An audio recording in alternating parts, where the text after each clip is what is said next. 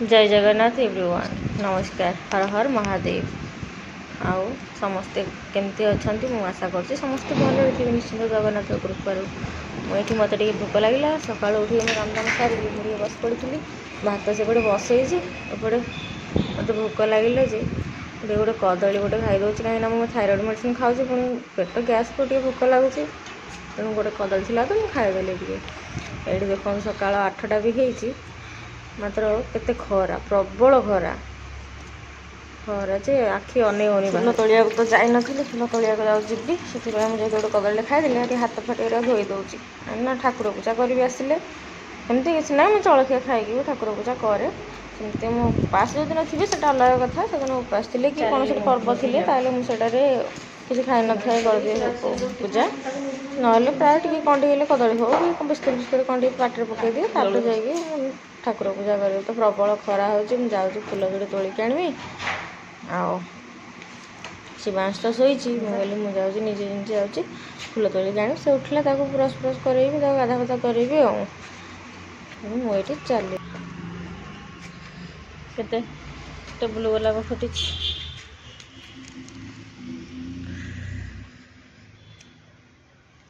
अल्प किसी तोड़देवी बेसी नौनी ये 2-4टा खंडे नहीं जाऊँगी गोपाल पाखे देवाई आर गोलाप फुल तो मो पुओ सब कड़ जहाँ होता सब छिड़े ये 2टा सुंदर सुंदर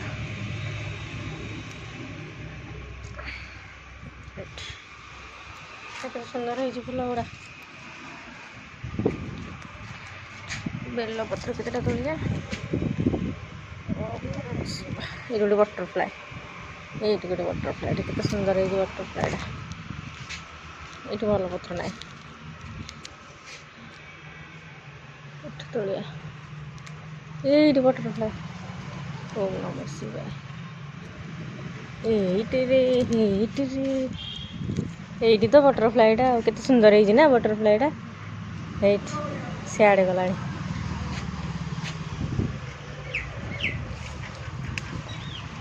ओम नमः शिवाय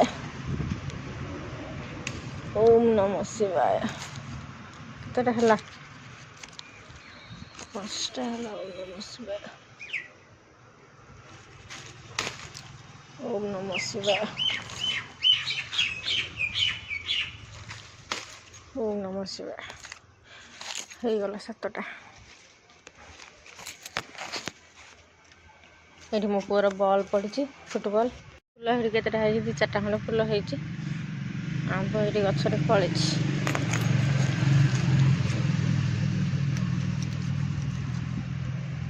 अल्प फुल बेसी फुल फुटेनि आउ गछटारे वर्षा पानी पड़े ही से फुटब 3टा मात्र 3टा ये केते सुंदर सुंदर टगर फुल होती छोट गछटा कि भल फुल दौर सबुदिन किसी ना कि फुल दौर से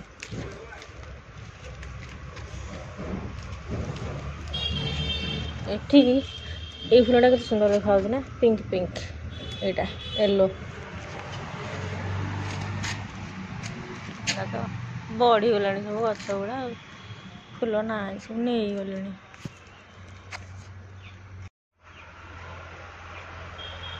केते सुंदर लगे गच भर गच गान भर छिड़ा है ना भल लगे शांति लगे मन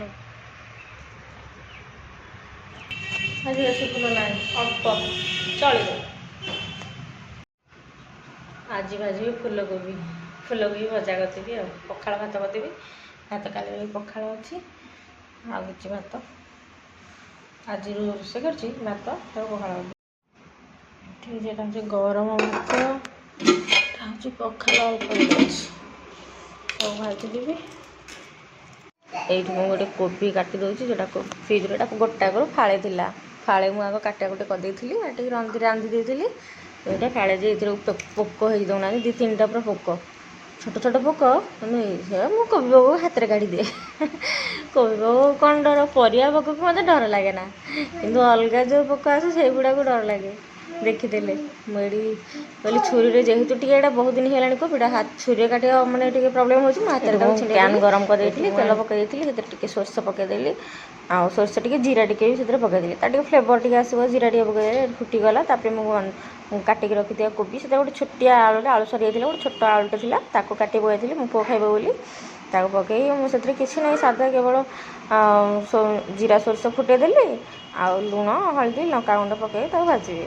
ମୋ ପୁଅ ଟିକେ ଖାଇବ ନା, ଆଜି ଆଉ କିଛି ତରକାରୀ କରିବିନି, ତେଣୁ ସେ ଭଜା ହେଇନି, ସେ ଖାଇଦେବ ଭାତ। ସେଥିପାଇଁ ମୁଁ ଆଉ ଏଥିରେ ବେଶୀ ଲଙ୍କାଗୁଣ୍ଡ ନୁହଁ, ହାଲକା ଜଷ୍ଟ ଟିକେ ଲଙ୍କାଗୁଣ୍ଡ, ଯେହେତୁ ଏଇଟା ସିଝିଲାନି ଟିକେ କଡ଼ିଆ ଟାଇପ୍ର ଥିଲା, ସେଥିପାଇଁ ମୁଁ ଟିକେ ପାଣି ଦେଇଦେଇଥିଲି ମଝିରେ, ପାଣି ଦେଇକି ତାକୁ 5 ମିନିଟ୍ ଖଣ୍ଡେ କଭର୍ କରିଦେଲି। ମଝିରେ ମଝିରେ ମୁଁ ଆସିକି ତାକୁ ଦେଖେ କାଳେ ହେଇଗଲା କି କ'ଣ, କିନ୍ତୁ ପ୍ୟାନ୍ର ଗୋଟେ ପ୍ରୋବ୍ଲେମ୍ ଅଛି, ସେ ବେଳେବେଳେ ତାତିବ ବେଳେବେଳେ ତାତିବନି, ତେଣୁ ଏଇଠି ଅଧା ହେଇଗଲାଣି, ମୋର ପୋଡ଼ପୋଡ଼ିଆ ହେଇଗଲାଣି, ଅଲମୋଷ୍ଟ ହେଇଗଲାଣି, ଆଉ ଟିକେ 2-3 ମିନିଟ୍ ଟିକେ କଷିଦେଲି ତାକୁ ହେଇଯିବ। ପ୍ୟାନ୍ଟା ମସଲା ଦେଇଥିଲି, ଟିକେ ଜିରା ଟିକେ ବାଟି ଦେଇଥିଲେ ସେ ଗୋଟେ ଅଲଗା ଭଲ ଲାଗିଥାନ୍ତା, କିନ୍ତୁ ଯେହେତୁ ମୋ ପୁଅ ଖାଇବା ମସଲା ବାଟିଲିନି, ସାଧା କରିଦେଇଛି। କହିଲା ମାମା ତ ହାତ ରଖେ ମୁଁ ଜମ୍ପ କରିବି, ଦେଖ ସେ କେମିତି ଜମ୍ପ କରିବ, ଦେଖି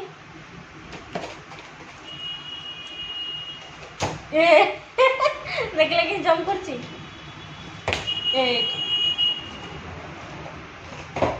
ପଡ଼ିବୁ ଧୀରେ,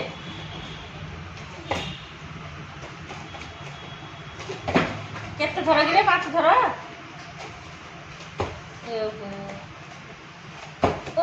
ମୋ ହାତରେ ଟିକେ ବି ବାଜୁନି।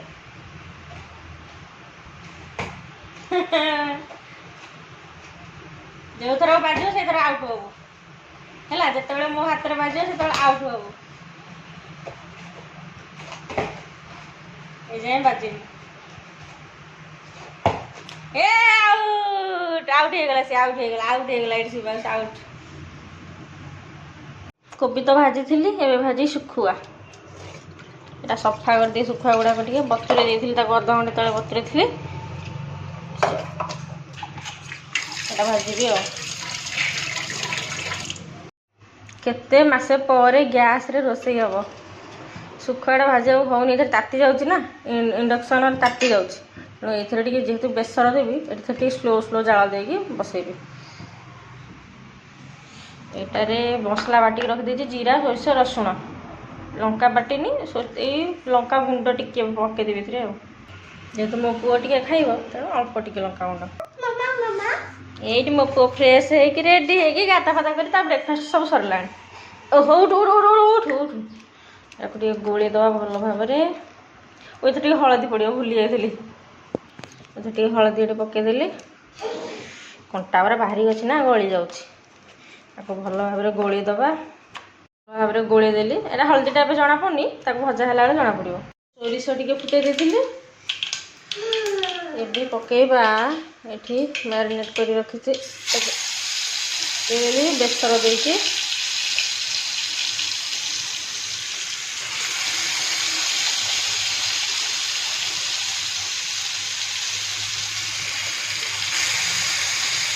ସବୁ ଏକାଥରେ ପକା ହେବ।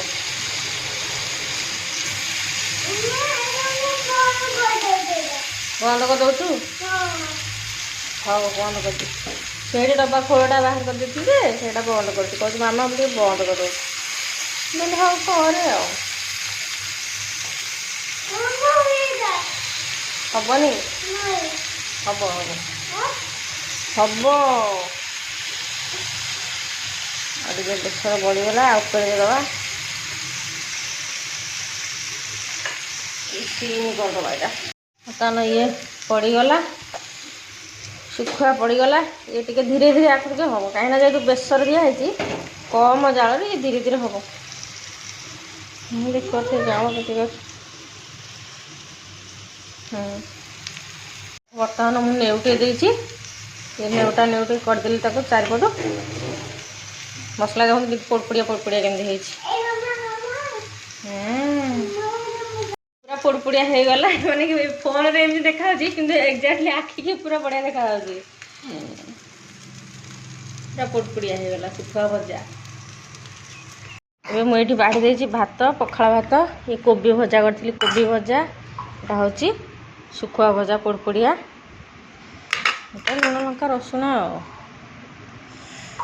ଏଇଠି ମା ପୁଅ ବସି ପଡ଼ିଲୁ ଖାଇବା ପାଇଁ, ଏଇଠି ଭାତ ବଢ଼ା ହେଇଛି, ଏଇଠି ମୋ ପୁଅ ପଖାଳ ଭାତ ଖାଇଦେବୁ, ଶୁଖୁଆ ଭଜା ହେଲେ ତା ପଖାଳ ଭାତ ନ ଖାଇଲେ ମନ ଶାନ୍ତି ହେବନି ନା।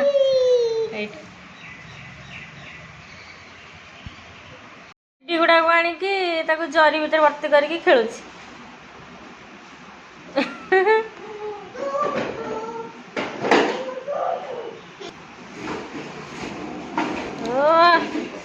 କୁଆଡ଼େ ଯାଉଛୁ?